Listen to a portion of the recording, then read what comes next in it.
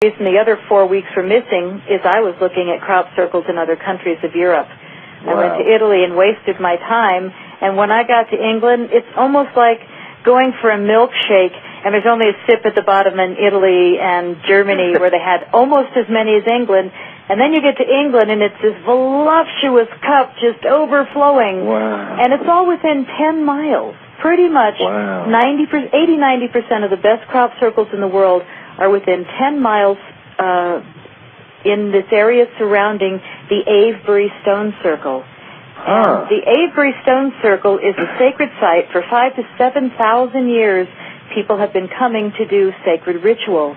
And they come from all directions of Europe to come to here, as well as the Tor, which is another sacred site in Glastonbury. And if we look at a map of England, where most of these crop circles are around the Avebury Stone Circle, if we look to the west, you'll see Glastonbury, but if we look to the east, you'll see Stonehenge. So the land is riddled with sacred sites and monuments, and so the reason I think that the Avebury Stone Circle seems to be the center is that it is the center, literally, of 3 underground streams.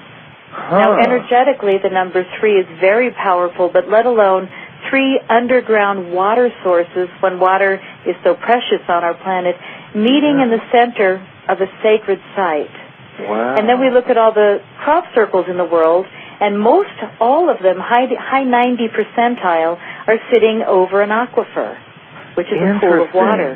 Wow. So there's something happening on a very high heat and instantaneous level that's coming from above, because the wheat in a real crop circle will lay at 90-degree angles, and all the wheat is like not a hair out of place, side by side, but whether they bend at the 90-degree angle, it's not a bend and break. Something heated it up, and it blew a node out, which is what they call like a bubble that happens in the stem of the wheat, and then it allows it to bend without breaking. Wow. So when we go into the crop circles, we want to get there first thing in the morning, and that's why both my summers I was in what we called the first wave, the front line of crop circle researchers. We got there at the crack of dawn. We met for breakfast, and the pilots that flew over first thing in the morning that would report to whomever it was that we got in for, and to, it's like a clique over there, kind of like the UFO community. It's a family. It's a family, and there's the really wonderful nice people. Family. Well, there's those of us that are really there because we're loving it. And to get on to more an interesting answer to your question, 30, 40 feet from the formation, every ounce of my body lit up with goosebumps. I can feel it 40 feet outside before I even get in there, because whatever did it, that energy moves out. And when we get into the crop circle, you can definitely feel it. But again, it's a matter of perception. You'll take 6 people in, and there's 3 people that go, I don't feel anything, I'm bored. Can I go out of here and smoke a cigarette or something? Let me go have a hot dog somewhere. And then there's the 5 people whose eyes are rolling in the back of their head, they're on their back, and they're gone for an hour, But for me, I think the best gift that I could give anybody that has not been in a crop circle and might not get over to England is my first movie, and it was complete experiential, and it's called The Wake-Up Call. Anybody listening? And it's on my website, pattygreer.com. It's on Amazon, if you forget my name, Crop Circles 2012, UFOs. I've got 3 movies out, but never did I plan to make these. This was not a part of my life plan. What happened to me happened in a crop circle.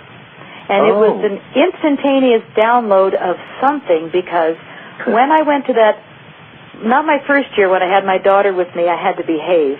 But when I went the second year alone and did 9 weeks in the English crop circles, that first formation I went into, I will never forget. I could feel it walking up the tram line, which is where the tractors roll their tires. And once I got to the entry of the formation, it was almost like I was carried to the center and laid down. I closed my eyes. I totally surrendered because, my God, I'd waited a whole year for this. I was so drawn. And I went out like a light. And when I kind of came to. I opened my eyes, I'm laying in a crop circle, and I'm watching these mosquitoes buzzing around above me, but they weren't mosquitoes. My vision, what I saw through my eyes, was as clear as mosquitoes, but it was little plasma beings. And I have seen them ever since. And I never saw them before that day in the crop circles. You know how when people look into the sky and you can see those glints of light and you say, oh, that's just my eyes, I'm just tired, and, you know, BS. I got to tell you, that is step one.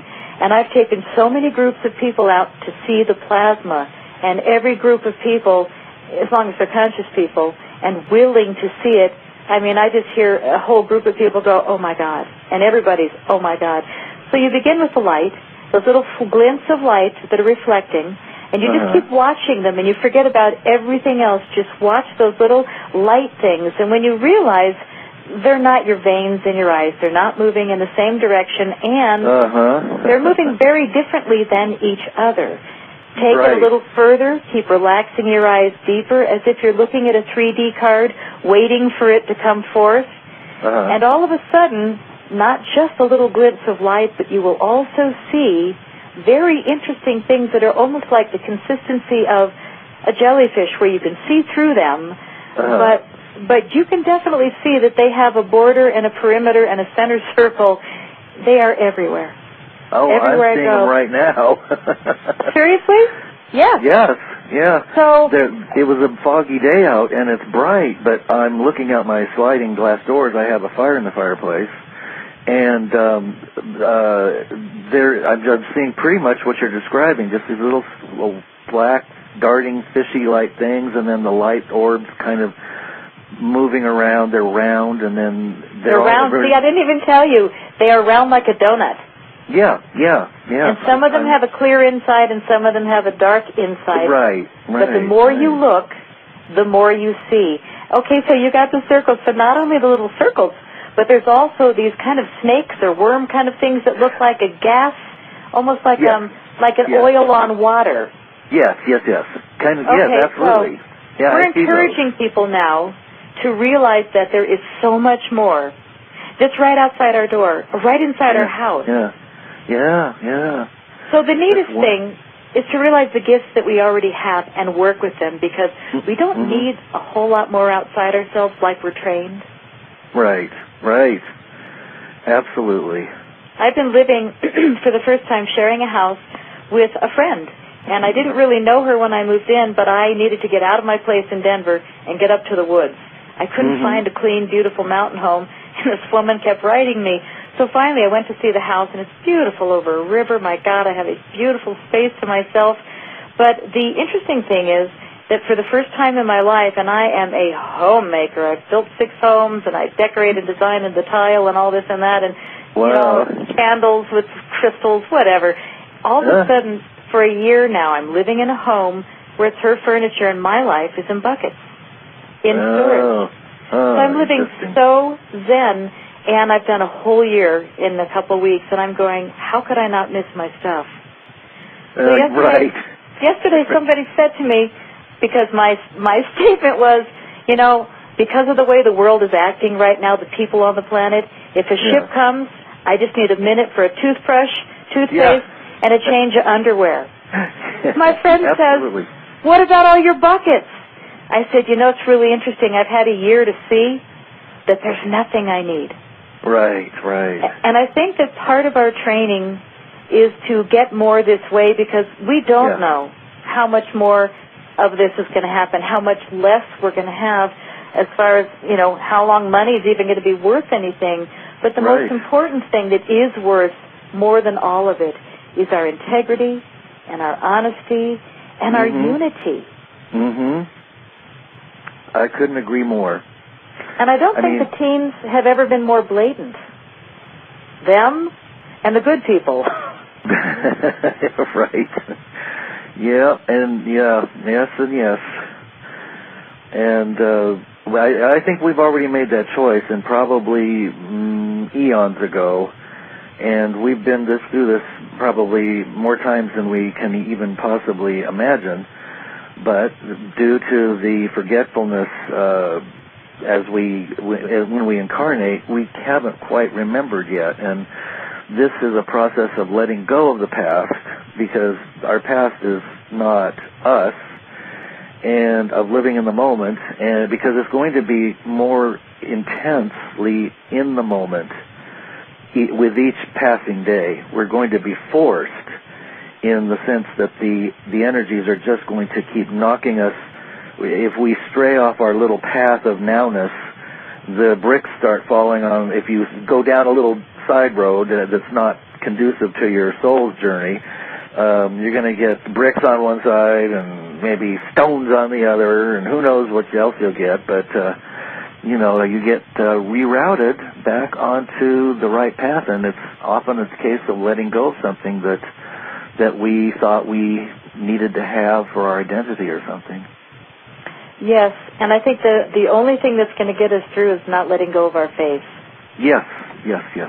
Trusting that even though blah, blah, blah, blah, blah just happened, right, you know that somehow it's in perfect divine order so that you can evolve.